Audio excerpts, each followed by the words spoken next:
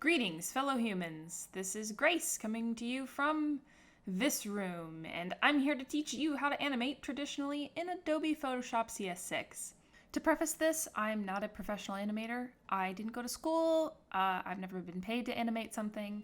I animate for the same reason I think that some people knit or cross-stitch, which is to say, it's something for my hands to do while I listen to podcasts or YouTube Let's Plays. I have made a couple kind of finished things, but really they were just for fun.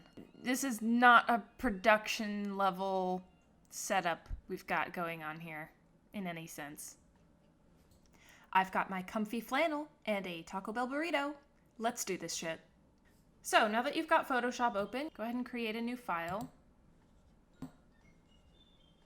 The size that I like to use for animating is 1920 by 1080. This is a high enough resolution for most videos, but a small enough file size that my computer won't shit itself. Now, if you're like me, you're probably now blinded by this enormous white void. What I recommend doing usually for the sake of your retinas is to go ahead and use a nice gray for your background while you're animating. You can always change it later. Obviously, someday I'm going to be having, optical implants with enhanced features, and I won't need to worry about that as much anymore. But for now, I have to make do with my meat retinas, which are prone to sensitivities. If you have a drawing tablet, which is what I'd recommend using for this, now would be a good time to make sure your tablet software is working. I'm using an Intuos something or other, and getting the drivers to work for me was like trying to bathe a ferret. But that's a story for another day. If you've got Photoshop open and your tablet is working, go ahead and kiss your fingers and lift them to the sky to thank the gods. If you don't have a tablet and you're using a mouse to draw, you're a stronger human than I am, and I fear you. Go ahead and erase all of that bullshit, and we're gonna move on. I make heavy use of layer groups so that I don't look like that stock photo of the guy with the lemons. And also for another very good reason that I'll show you later. Before doing anything else, go ahead and make a group for your first layers. The button is way down here in the depths. Go ahead and click that to make your first group. And then click the button directly to the right to create your first layer. Once you have your first layer and it's tucked nicely into your first group, it's time to open up the timeline. Click on Window, and then check Timeline. You'll see this bar appear at the bottom of your workspace. Go ahead and click that Create Video Timeline button right smack in the middle. Now, I don't know what the fuck all of this nonsense is. I've never used it. There's something you can do with like adding audio, I guess would be cool for animating voiceovers, but fuck if I've ever gotten it to work properly. Just go ahead and go down to the bottom left and click on this button here that looks like some rectangles to convert this to a frame animation. That's better. Now, normally, right off of the bat, I'll go ahead and set this frame to be displayed for 0.2 seconds, which is pretty rough. But it's good for blocking out an animation. Let's go ahead and draw something. I'm going to keep this pretty simple. I'm going to just draw a little triangle here. Voila. It's beautiful. Now, how do I make this move? You're going to need another frame down here in your timeline. You'll notice this button down here looks a lot like the Create a New Layer button, right? But it's actually a Duplicate Selected Frames button. Go ahead and click that, and it will, in fact, duplicate the frame that you were using. Now what you have here are two identical frames, each being displayed for 0.2 seconds, and with the same layer showing. To start animating, you're going to need another layer. Now, it's important at this point to make sure that you go into this little tab thing down here and make sure that the new layers visible in all frames thing is unchecked, because that will be a pain in the butt if that is left checked. Make sure you uncheck this. It's very important. Next, you can go ahead and create your next layer. using this button down here again. Now, if you're familiar with animating in other animation programs, you probably already know what an onion skin is.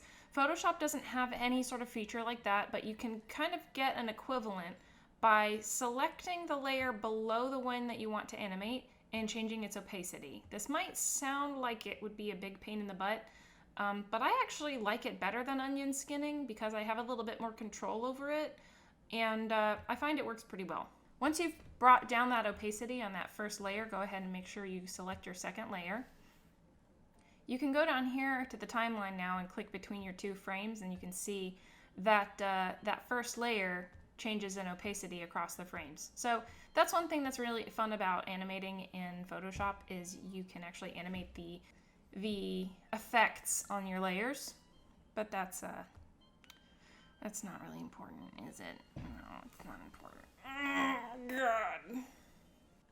One thing that I like a lot more about animating in Photoshop versus other animation software is I can use different colors for my frames in addition to the onion skin kind of effect that you get here. So what I'm going to do is I'm going to go up here and select red as my main color so that when I draw on this other layer, it looks like a completely different color from the first layer. This just helps my brain process animation better. I don't know.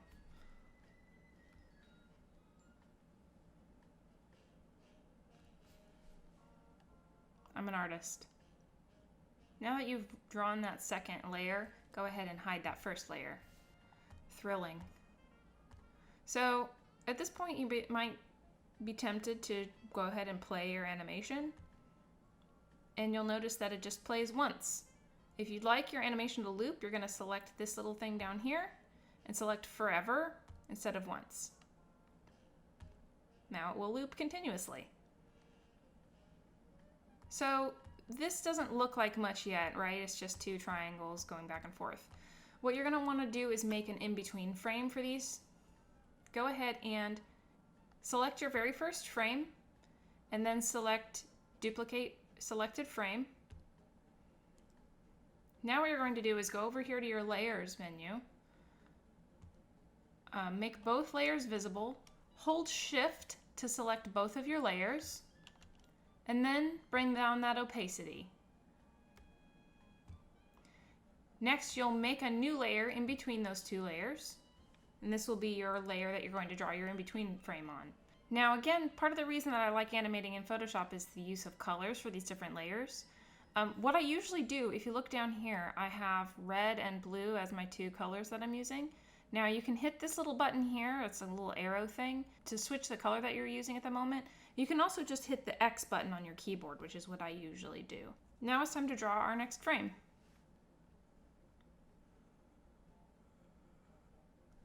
Once you've drawn on this new layer, you can hide the adjacent layers. Again, you might be tempted to go ahead and play your animation. Now it kind of almost looks like the triangle is tumbling, doesn't it? But it's a little stiff. So let's go ahead and add another frame in there. You're going to select your last frame and you're going to be looping between this last frame and the first frame. So make a new frame there. Now over here in your layers tab, you're going to unhide the first frame and the last frame. Select both of them by holding Control and change the opacity. Make a new layer after your last layer there. And now again, we're going to go ahead and draw on this layer. And again, hide those other layers. Now let's take a look.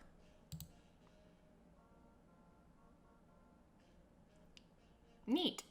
Now, you might be wondering, Grace, this looks like bullshit. It's flashing different colors. Why would I want to do this? So here's where those layer groups come in handy. Go ahead and collapse that first group you made, just like that, and create another layer down here. Now this layer 5, this is going to be the color of your line art.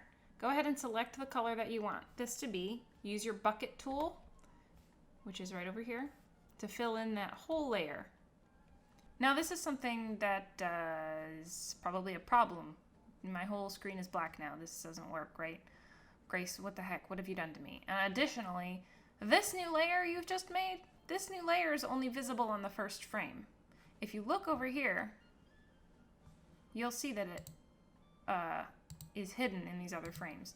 In order to make this layer appear on all of the frames in your animation, there's a unify bar that appeared when you opened up the timeline.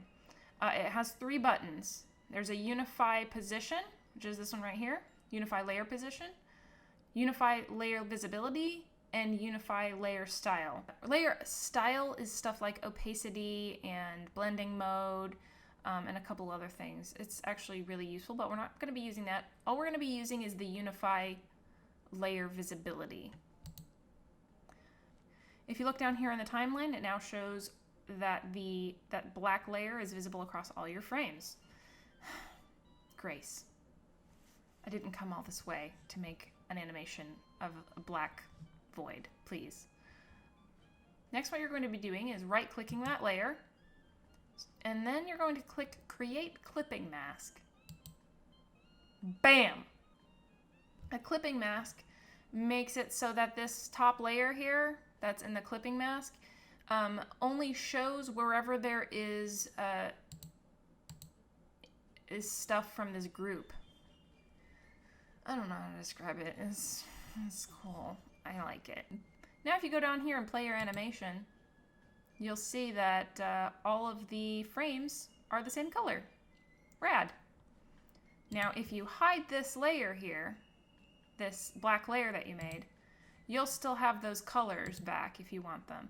So what I like about this is it allows you to just kind of get a quick view of what your final animation is going to look like. But it also allows you to, if you want to add more frames in there and keep the different colors so that you can see it better with your eye holes, you still have that option. You don't have to go through like bucketing every layer. It's a pain in the ass. Thanks for watching. Wash your hands and don't forget to cash your unemployment checks.